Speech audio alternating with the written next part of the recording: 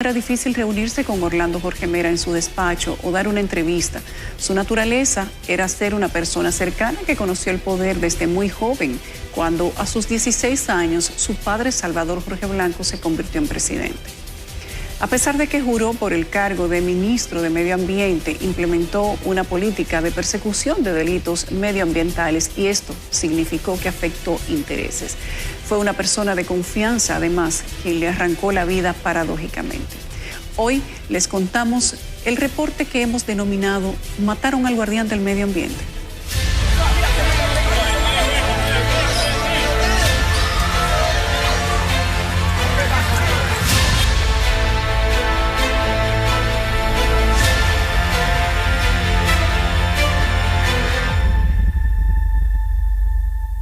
Estaba entregado en cuerpo y alma a su función pública. El padre Juan Pablo decía que ya no lo veía, nosotros sus familiares tampoco lo veíamos casi. Yo le escribía, vamos a cenar, vamos a comer. Me decía, estoy en el ministerio o voy para el interior. Pero me lo decía con un entusiasmo, que un hombre que yo lo veía que estaba viviendo el mejor momento de su vida. El día que murió Orlando Jorge Mera quedará marcado en la historia y en el corazón de todo un país. Un político que como buen abogado fue al Ministerio de Medio Ambiente con el propósito de cumplir y hacer cumplir la ley, siendo esta la razón por la cual su amigo de infancia le arrancó la vida. Hace alrededor de 11, 12 años, yo regresaba de estudiar de Brasil y le decía, ¿qué tú haces en la política? En ese momento pasaba por circunstancias difíciles, como mencionó el señor presidente. Y él me dice, yo he aprendido a servir al país.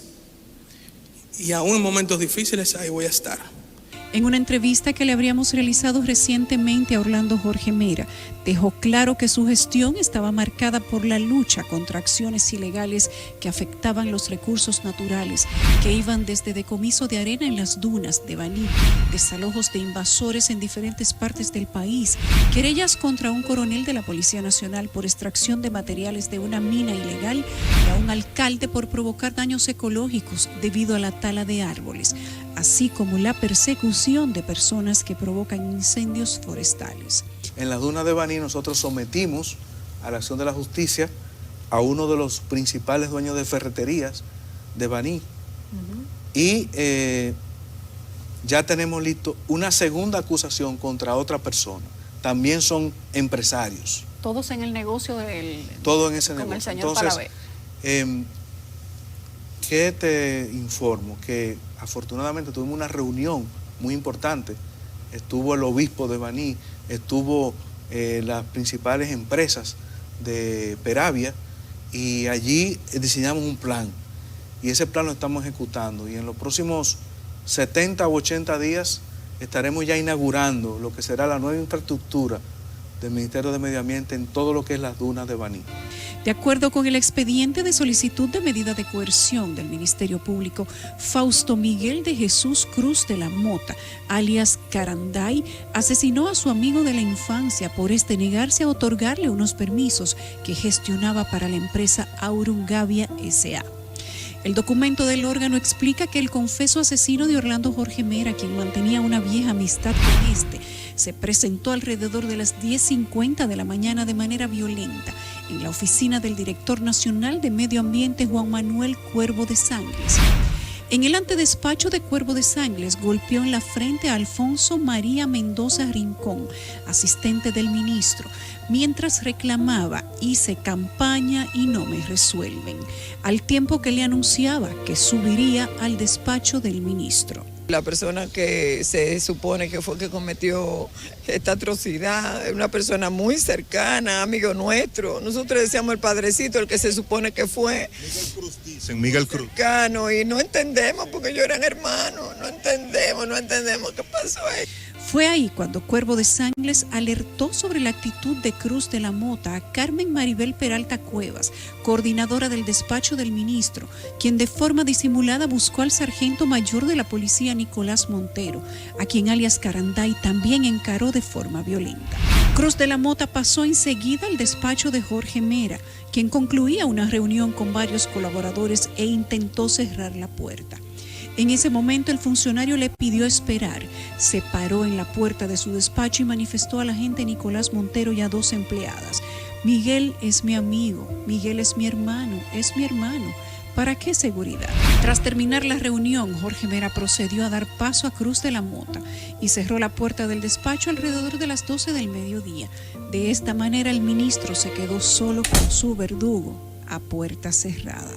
Creo que con Orlando, 2 grandes tragedias sorpresa: la muerte en sí misma, de la manera que haya muerto tan joven, tan abrupto, ya era una tragedia.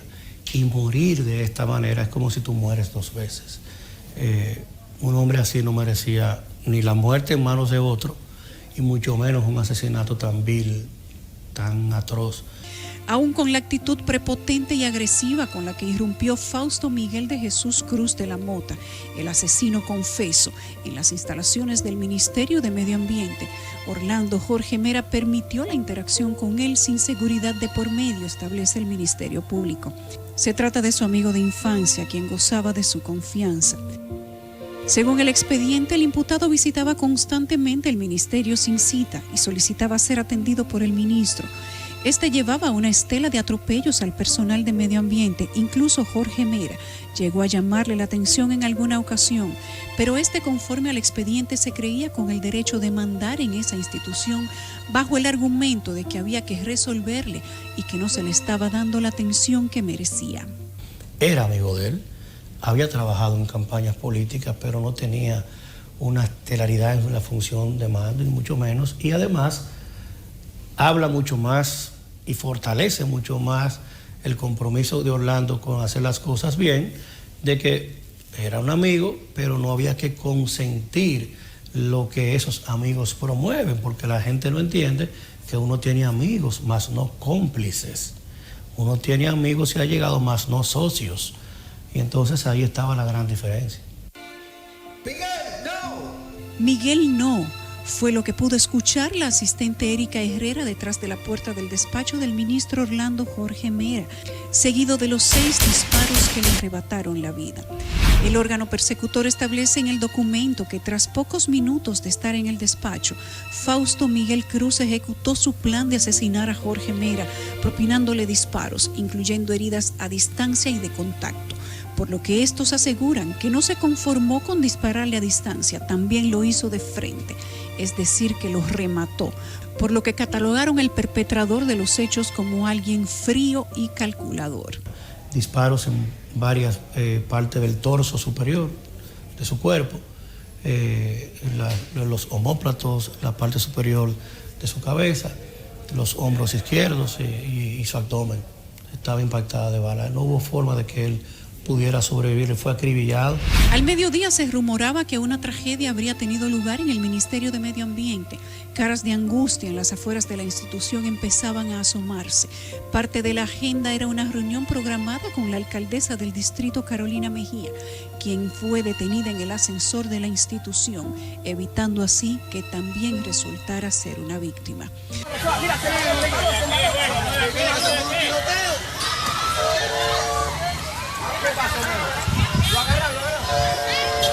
Se escucharon unos 7 disparos, todo el mundo empezó a salir corriendo, gritando, entonces es una situación caótica lo que se está viviendo en las instalaciones del Ministerio de Medio Ambiente. Conforme el documento, Orlando Jorge Mera murió a causa de múltiples impactos de bala que le propinó en la cabeza, cara, tórax anterior y posterior y en la mano izquierda, causando hemorragia, contusión y laceración en la masa cráneoencefálica. Como llegamos al ministerio, entramos al área y accesamos al despacho. El cuerpo estaba sin vida, estaba cubierto primero, y toda la oficina horrorizadamente vuelta, etcétera, casquillos y municiones en el piso. Había una repisa que estaba frente a la Virgen que él tenía en su oficina, y esa repisa estaba impactada en medio por una munición. El documento enfatiza que se trató de un crimen planificado, que las evidencias muestran que se encontraba en un estado de inconformidad por la negación de un permiso para la empresa Aurum Gavia S.A., la cual se encuentra bajo investigación y que había solicitado permiso para exportar 5.000 toneladas de baterías usadas. Conforme el órgano, Fausto Cruz había estado tratando de que se le otorgaran múltiples permisos, pero se quejaba de forma airada y recurrente de que no le resolvían nada, e incluso esta situación había provocado hace menos de un mes amenazar al consultor jurídico del ministerio, Edilio II Florian Santana, dice la medida. Los primeros que a veces te llevan a dejar y abandonar la esencia humilde que uno tiene son familiares y amigos cercanos, que usted lo oye hablando de corrupción y de situaciones, pero en el fondo quizás lo que querían era cambiar un corrupto por otro y un beneficiario por otro, y querían que uno fuese por el mismo camino de la corrupción. Él no tenía esa vinculación de asistente con Orlando. El órgano persecutor también destaca en su documento que el hecho fue planificado debido a que ese día estaba vistiendo una chaqueta de color azul oscuro, cosa que era inusual, ya que acostumbraba a utilizar solo una camisa, pero escogió esa vestimenta para ocultar el arma con la que mataría a Jorge Mera, definido como un pacifista. Tú no coges un pique un día. Y siempre con esa paciencia me decía, no, esa no es mi naturaleza. Nosotros queremos reiterarles a todos el agradecimiento de nuestra familia en este momento. Nosotros sabemos que nuestro padre pasó a un mejor lugar. Estaba, señor presidente, en el mejor momento de su vida, porque estaba sirviendo desde un lugar que lo cogió como si hubiese nacido ahí. Mientras el cuerpo de Orlando Jorge Mera yacía en su despacho, las escenas de dolor, desesperación y angustia se volvieron común en el ministerio y en sus alrededores. La muerte del guardián del medio ambiente fue confirmada cuando entró una ambulancia del INASIF. Ay, no me oiga, mía, en este país. Un hermano de nosotros, entonces, de verdad, estamos conmocionados. Fausto Miguel de Jesús Cruz de la Mota, 56 años. El enemigo disfrazado de amigo salió por las escaleras de la oficina del ministro. El caos, la desesperación y las fallas en la seguridad permitieron que éste saliera de la institución por la mismísima puerta. Cuando él sale del despacho, sale por la otra puerta y ya logra llegar al primer piso, y en el primer piso estaban todos los comunes que no necesariamente saben que él fue que disparó, porque quien sabe que él disparó es el que estaba afuera, o los que estaban afuera, la secretaria, el asistente, que estaban en el antedespacho, saben que él está adentro, escuchan las ráfagas y ven la escena. Bueno, ellos sí, pero él, antes de que ellos vieran lo que pasó, ya le había bajado. Y él sale, señores, él sale raudo y veloz, pero al caminar hacia la puerta se va tranquilo, lleno de templanza. Esto es una cosa abominable. Aquí no hay un precedente de un asesino como este. Eso es una cosa pasmosa. Debido a que el vehículo de Cruz de la Mota se encontraba en el sótano, el Ministerio Público establece que con la calma que este salió es propio de una calma de crimen planificado.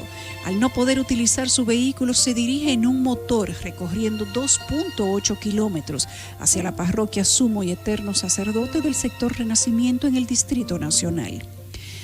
El matador se presentó solo aquí y se presentó solo a esta oficina, y ahí había un empleado. El padre estaba dentro y estando dentro le dijo: quiero ver al padre. Él llegó un poco agitado, entonces el padre lo recibió y le dijo: padre, quiero entregarme, yo maté a una persona. Entonces él en un momento le pidió que llamara a la prensa. Y el sacerdote muy correctamente le dijo: bueno, pero esto no es de prensa, esto es de las autoridades. El documento precisa que antes de salir del ministerio, el matador de Orlando Jorge Mera llamó a su hija Miguelina Cruz Gómez, pero en vista de la medida de seguridad, la joven fue impedida de salir de las instalaciones en su vehículo. El Ministerio Público y la Policía Nacional le solicitaron explicación sobre su presencia en el ministerio. Asimismo, detalla la medida que ya encontrándose en la iglesia, el asesino confeso llamó a su hija 3 veces para que fuera a recogerlo. Una situación que según las autoridades demuestra que Cruz de la Mota planeaba escapar y que se había presentado a la parroquia con el objetivo de resguardarse en lo que conseguía tiempo para escaparse, pero nunca con el objetivo de entregarse a las autoridades. El sacerdote llamó a una persona de la feligresía cercana y esa persona llamó a la policía. Entonces vino la policía y se entregó. Hubo un interrogatorio, ese interrogatorio lo hizo Jenny Berenice Reynoso. Aquí estaba la policía científica. El padre evidentemente no participó de eso. Él en un momento le dijo al sacerdote que quería que viniera la prensa porque si no lo podían matar. Entonces el padre le dijo que ya estando aquí no lo iban a matar, evidentemente. Los fiscales que investigaron el caso establecen que Cruz de la Mota se dirigió hasta la iglesia por la única razón de no poder salir en el vehículo en el que llevaba una maleta con dinero y documentos, que apuntan a que tenía la intención de escapar una vez cometido el hecho de sangre que había planificado. En su vehículo ocupado en el sótano del edificio había un mini Uzi calibre 9 milímetros con 2 cargadores con 30 cápsulas cada uno. Además, un maletín con 4 cargadores con capacidad para 30 cápsulas. 2 de estos estaban completamente llenos. Otro de los cargadores contenía 11 cápsulas calibre 9 milímetros. También habían varias comunicaciones referentes al expediente de la empresa Aurungavia SN, un sobre con una manilla de 180,000 pesos y un reloj Cartier Roadster. También le ocuparon 2 pasaportes, una licencia de la Secretaría de Estado de las Fuerzas Armadas. Aquí no hay un ataque de ira para nada. Aquí hay una persona que deliberadamente asesinó a un ser indefenso por demás, y todas las condiciones que ustedes y nosotros sabemos que adornaban a Orlando, pero la más importante, un ser humano indefenso que buscaba la paz. A pesar de todo el trabajo que estaba haciendo Jorge Mera en medio ambiente, en donde se indició que el año pasado entre sometimientos judiciales y sanciones administrativas sumaban un total de 2,000 personas que representan multas por más de 124 millones de pesos por delitos medioambientales. Nosotros sometimos a la acción de la justicia a un coronel activo de la Policía Nacional, el coronel Palavé, tomado con las manos en las masas, haciendo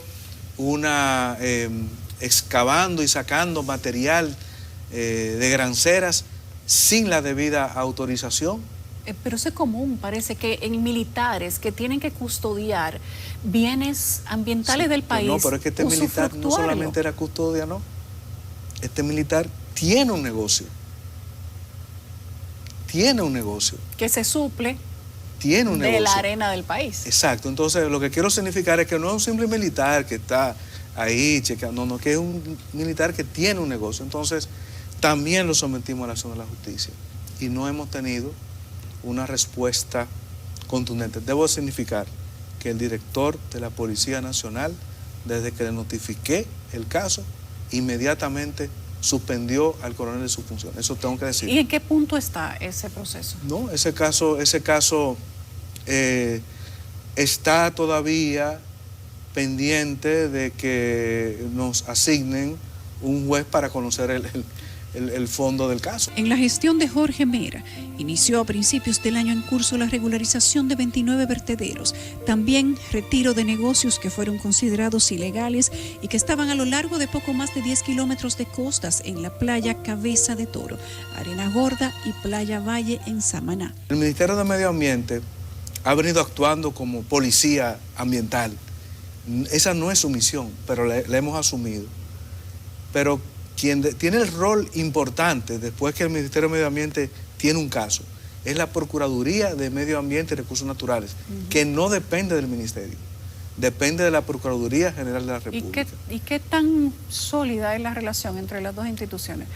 Porque no se escucha tanto la Procuraduría Intentamos, ambiental. hacemos un gran esfuerzo porque sean relaciones buenas, pero al final del día nuestra misión es comprobar si se ha cometido un ilícito ambiental y someterlo a la acción de la justicia. Si tú me preguntas, ¿estamos satisfechos por cómo la justicia ha actuado en los casos? Yo te tengo que decir que no. Los ejemplos de servidores públicos y funcionarios interesados en cumplir la ley son escasos en nuestro país. La muerte de Orlando Jorge Mera es una muestra del costo que tienen que pagar los que no ceden a los intereses, no solo de los empresarios, sino también de amigos y familiares. Una historia que debe inspirar a muchos. Fausto Miguel Cruz de la Mota era un amigo de la infancia de Orlando Jorge Mera. Fue definido como un asesino calculador y frío que ya recibió el perdón de la familia de Orlando Jorge Mera prácticamente de forma inmediata. Pero ¿quién y cómo eran estas personas? Continúe viendo el reporte Mataron al guardián del medio ambiente.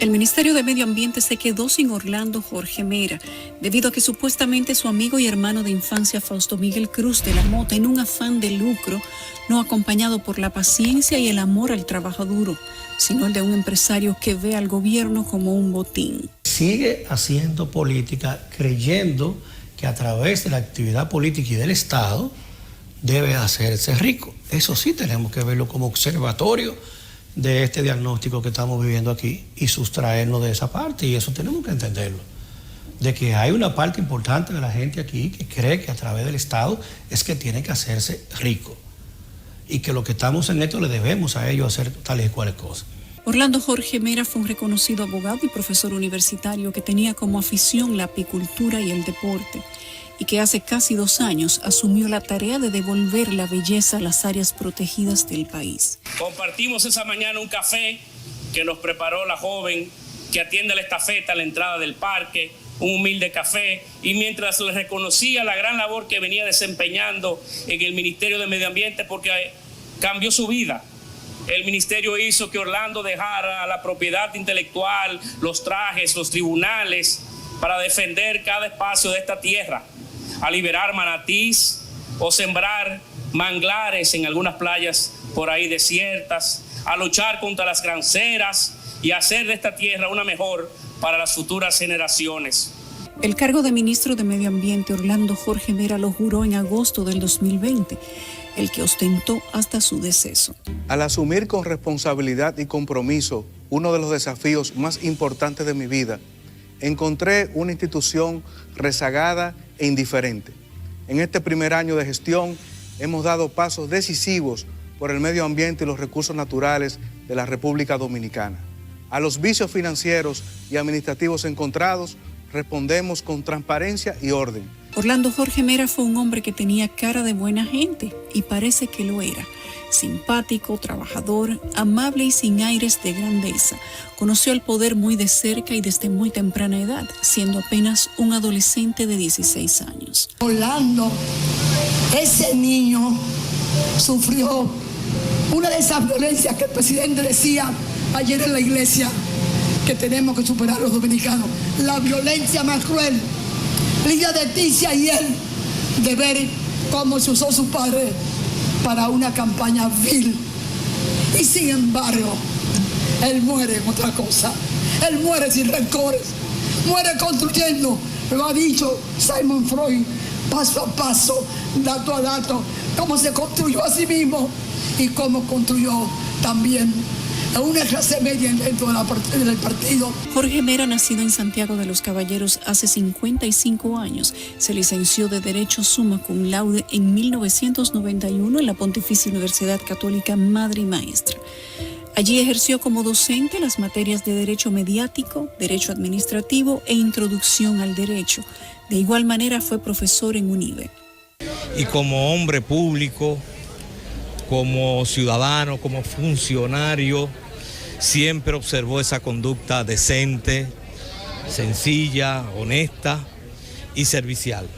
El país ha perdido un gran ciudadano, un gran hombre público y de una manera realmente inexplicable. Él deja un vacío. Él deja un vacío y nos deja también lecciones que aprender. También tenía una maestría en Administración de Negocios de la Universidad Dominico-Americana y en el momento de su fallecimiento todavía estaba estudiando. Cursaba un doctorado en Derecho de la Universidad de Externado de Colombia y Pucamaima. Orlando nunca dejó de estudiar, ahora mismo estaba haciendo un doctorado, pero era también docente, se vinculaba con los jóvenes.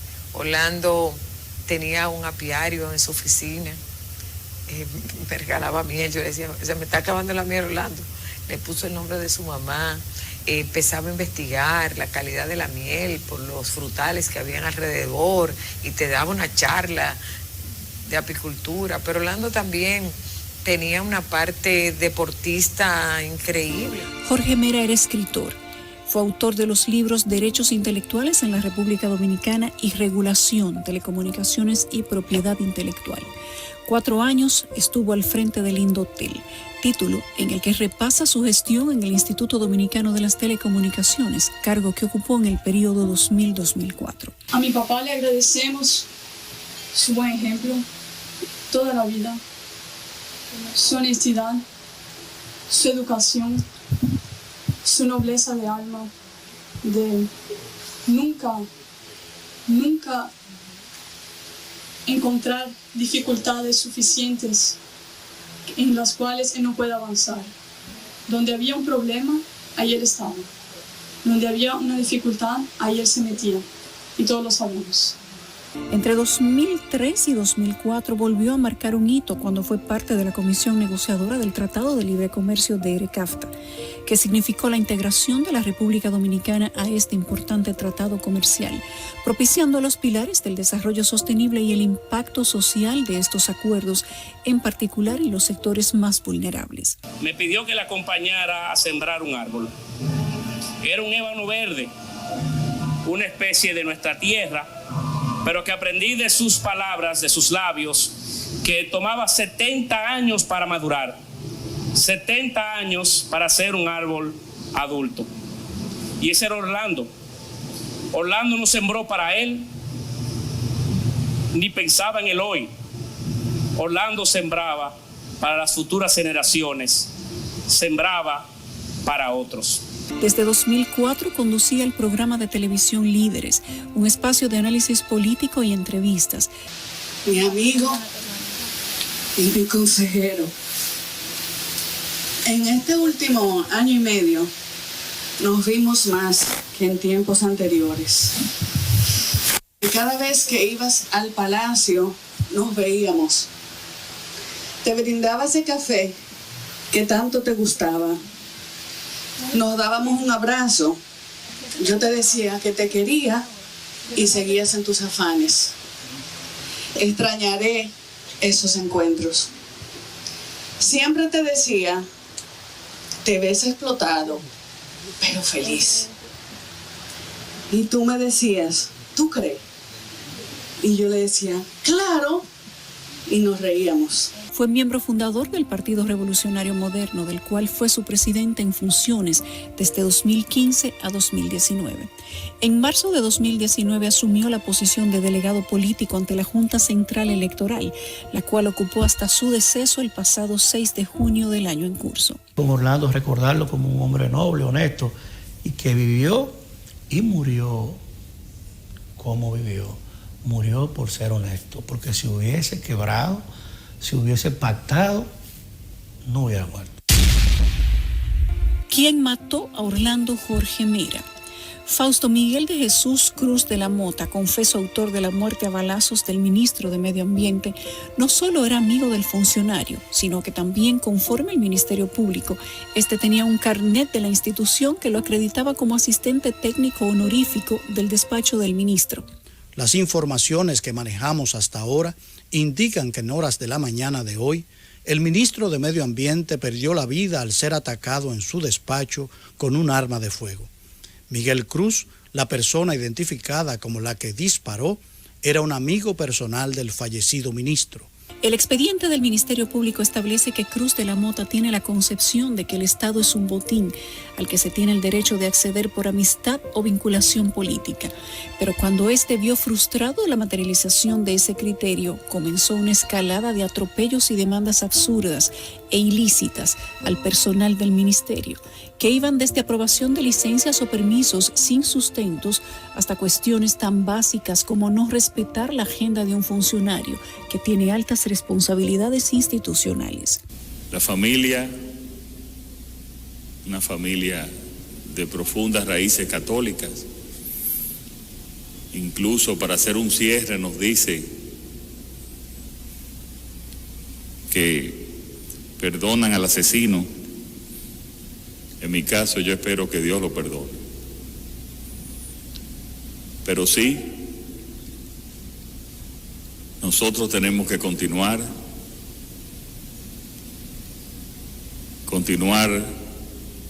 con nuestra responsabilidad, ejerciendo el gobierno con fortaleza, con transparencia, con eficiencia, pero advirtiendo también que estos cambios que se han dado durante estos años conlleva muchos retos y peligros. Según las versiones preliminares, Cruz de la Mota era miembro del Partido Revolucionario Dominicano. Este figuraba como miembro del Comité Ejecutivo Nacional del PRD, de acuerdo con una información que data del 2013. Para mi familia esto ha sido un golpe muy duro. Somos hermanos de toda la vida, una amistad de más de 30 años.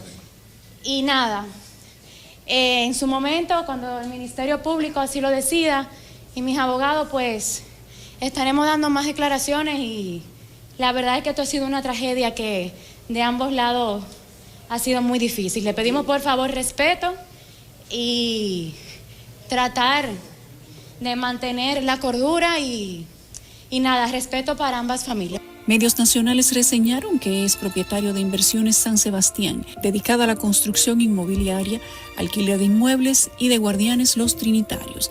También tiene registrada a su nombre la armería Miguel Gun Shop y la constructora Cruz de la Mota y Asociados, disuelta en el 2013. Jamás en la vida la historia está llena de procesos en donde usted entra como culpable, como el peor de los asesinos, y sale por la puerta de un tribunal de juicio declarado inocente. Esas son cuestiones que se van a discutir después. Este no es el escenario para eso. Yo estoy totalmente convencido de que mi defendido no es culpable. Pero según se dice, él confesó haber... Yo no estoy diciendo que asesinaron, no, yo digo que no es culpable, eso lo vamos a discutir después, él no es culpable. Otras empresas ligadas a Cruz de la Mota son Servicios y Seguridad de Leones, dedicada a la vigilancia y transporte de valores. De acuerdo con los datos, el hombre, quien es comerciante, nació en la ciudad de La Vega el 30 de junio de 1965. Es el hijo mayor del mayor general piloto Fausto Miguel Cruz Ramírez, quien fue jefe de Estado Mayor de la Fuerza Aérea Dominicana entre 1988 y 1990 en el gobierno de Joaquín Balaguer. En el 2003, el padre de Cruz de la Mota fue puesto en retiro por el expresidente Hipólito Mejía por medio del decreto 239-03. Eran amigos hasta que ocurrió esto. O sea, mi papá era una persona que quizá no tenía muchos amigos, pero yo puedo decir que de los pocos amigos que en su vida, amigos personales, este señor era uno de ellos. El 30 de septiembre del 2020, la primera sala de la Suprema Corte de Justicia, en ocasión del recurso de casación interpuesto por Rosa María Gómez Álvarez y como parte recurrida figuraba Fausto Miguel de Jesús Cruz de la Mota. En este proceso, una de sus dos abogadas fue Dilia Leticia Jorge Mera, la única hermana de Orlando Jorge Mera. La sala rechazó el recurso de casación en ocasión de una demanda de divorcio por incompatibilidad de caracteres incoada por el señor Fausto Miguel de Jesús Cruz de la Mota. contra Rosa María Gómez Álvarez, la cual fue acogida en 1996. Entre 2004 y 2005, las partes suscribieron acuerdos de partición amigable y posteriormente, el 29 de octubre del 2013, la demanda primigenia interpuso recurso de apelación, proceso que fue decidido por la Corte, que mediante el fallo, ahora impugnado en casación, declaró inadmisible el recurso por falta de interés. Es un proceso penal que no es tan complejo, porque esta persona, lo primero era que tenía un móvil para hacer lo que hizo, que fue que le negaron una autorización en medio ambiente para exportar unas baterías que están prohibidas por tratados internacionales. O sea, se le negó por escrito. Eso es lo primero que hay que decir. Una persona que se traslada a hacer una reclamación con un revólver en mano y que tiene hasta armas de guerra en su vehículo, pasaporte, maleta, dinero, evidentemente. Y una cantidad de municiones como esa. Tenía municiones para acribillar el piso completo. La tesis que yo tengo es que si no lo hubieran dejado entrar, pasar, él iba a acribillar. Tal vez iba a subir ya de otra manera. Yo creo que también es un tema de confianza, por lo que uno puede recoger. También la confianza, en este caso fue peor en el de Juan, porque hubo un escolta que estaba dentro de la escena de Juan que murió intentando salvarle la vida a Juan de los Santos. Hubo una persona que en el cumplimiento de su deber intentó que esta persona no matara a Juan de los Santos, y esta persona mató a Juan de los Santos y lo mató a él y se mató a él. Se trató de otro trágico incidente que involucra a políticos dominicanos, y por la similitud entre los casos, la muerte de Jorge Mera evoca a la memoria del caso del exalcalde Juan de los Santos. El problema fue causado por Richard de los Santos. El hermano. El hermano fue el culpable de todo ese suceso. Y que lo sepa el país y el presidente. El único culpable de eso fue Richard de los Santos, porque él se encargó de decir que lo iba a destruir. Entonces, ¿qué pasa? Luis Félix le dice, compadre, usted está hablando de mí. Le contesta a Richard, ladronazo, a Luis Félix, mi hermano. Y Luis Félix le dijo, cuerno. De ahí fue que degeneró el problema.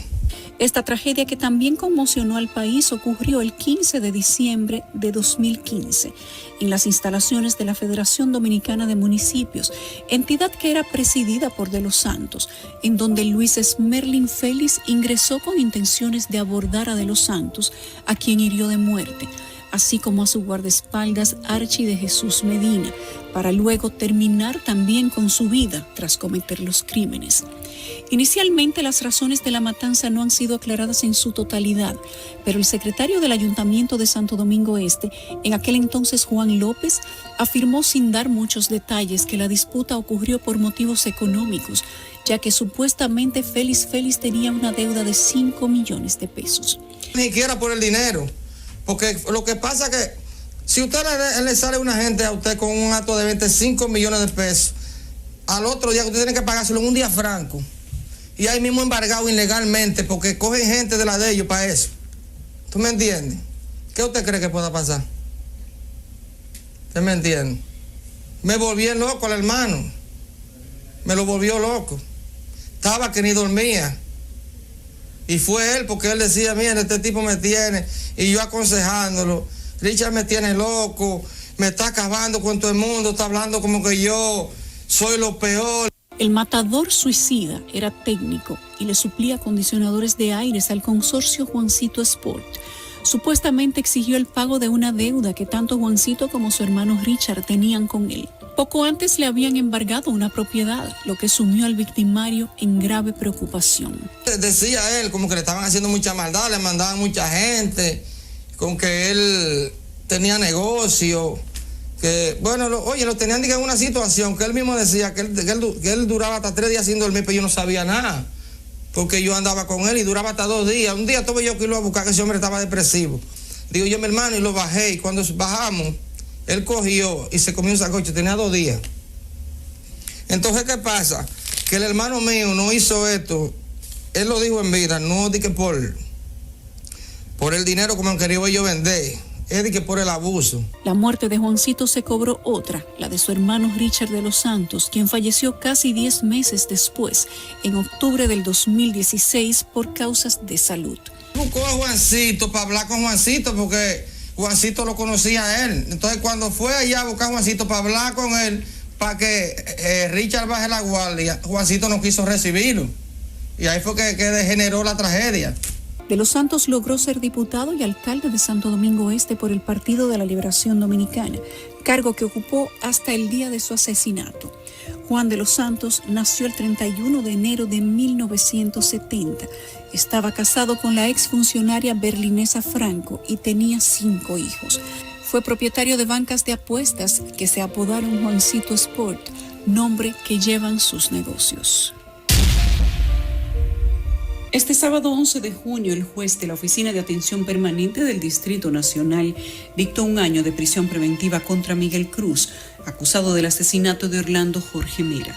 Cruz deberá cumplir la medida de coerción en el Centro de Rehabilitación Najayo Hombres. Una cosa es el perdón cristiano y otra cosa es la autoridad judicial.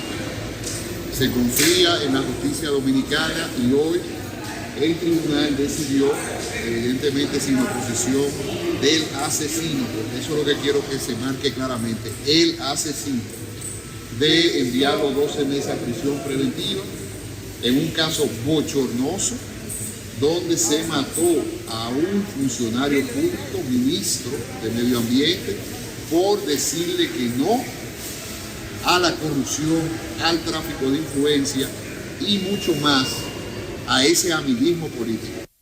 Al regreso, quédese con nosotros. De ahí en adelante inicia una represión sin cuartel.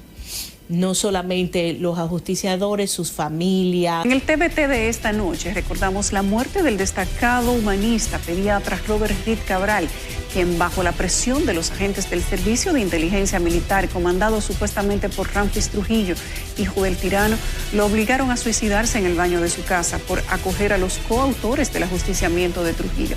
Nuestro TVT de esta semana es Robert Reed Cabral, suicidio asistido.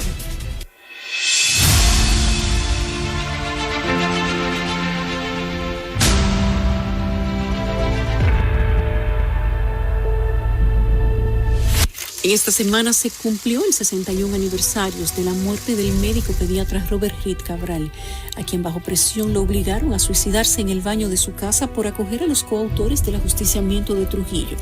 A la fecha, la nebulosa que rodea su muerte es un secreto a voces. De ahí en adelante inicia una represión sin cuartel. No solamente los ajusticiadores, sus familias, sin importar edad, niños, las esposas, los padres, hermanas, primos, tíos, todo el mundo. Reed Cabral pagó con su vida haber alojado en su casa a Juan Tomás Díaz, Antonio de la Maza y Salvador Estrella Sadalá, quienes eran buscados por su participación de manera directa en la muerte del tirano Leonidas Trujillo, tras los demás autores del hecho ser apresados. En el Country Club había una cena, y muchos de los que salieron de esa cena, incluyendo al cónsul norteamericano, Henry Dearborn, cuando se desplazaban por la ciudad, fueron interceptados por soldados, porque es que la ciudad fue ocupada por soldados del ejército, en un operativo inusitado, y la gente lo que hacía era refugiarse en sus casas, nadie estaba en el medio. El destino de estos 3 hombres fue marcado en el momento que decidieron tomar justicia con sus propias manos. Los miembros del Servicio de Inteligencia Militar, supuestamente por orden de Ramfis Trujillo, hijo del dictador, iniciaron una persecución de todo el que estuvo involucrado en la muerte del tirano.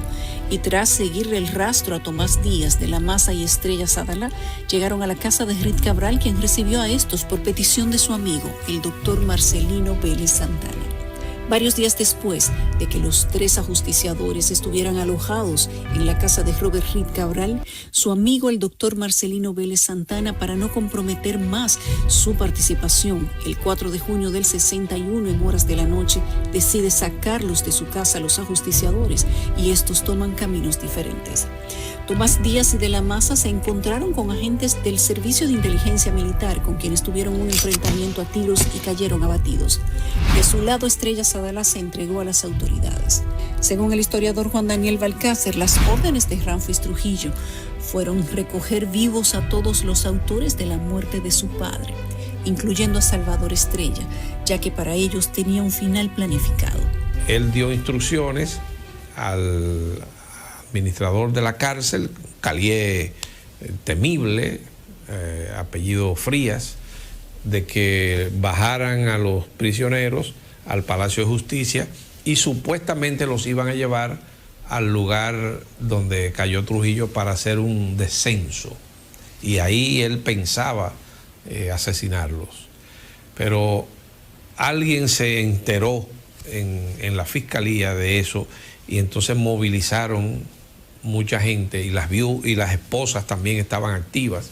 Y entonces cuando llegaron los emisarios de Ramfis, vieron que había demasiadas personas y entonces fue cuando se lo llevaron en la tardecita a la Hacienda María y ahí fue donde los asesinó y esa misma noche se fue del país. En un interrogatorio, Salvador Estrella, tratando de defender a Robert Reed, dijo que lo amenazaron con matar a su esposa, quien estaba embarazada y tenía un niño pequeño, quien también lo matarían. Pero los agentes del CIM no creyeron la historia. Esa misma noche allanaron la casa del galeno, siendo arrestado y llevado a la cárcel de la 40, donde fue interrogado. Horas más tarde, puesto en libertad. Cuando Reed Cabral salió de la cárcel, sabía que sus últimas horas estaban contadas y que su muerte sería causada por sus propias manos. Su destino estaba marcado y sus pasos eran los de un hombre muerto caminando. Tendría que pagar con su vida el haber ayudado a los autores materiales del ajusticiamiento de Trujillo. El 6 de junio de 1961, en horas de la mañana, miembros del CIM rodearon la casa del pediatra, en donde él o su familia debían morir. Reed Cabral sabía cuál sería su decisión. Fue al baño, se inyectó un anticoagulante y se cortó las venas. En la clínica Gómez Patiño intentaron salvarle la vida con varias transfusiones de sangre, pero debido a la inyección que se habría aplicado, no retenía líquido. Después de 9 horas, Robert Reed Cabral fue declarado muerto a la edad de 32 años.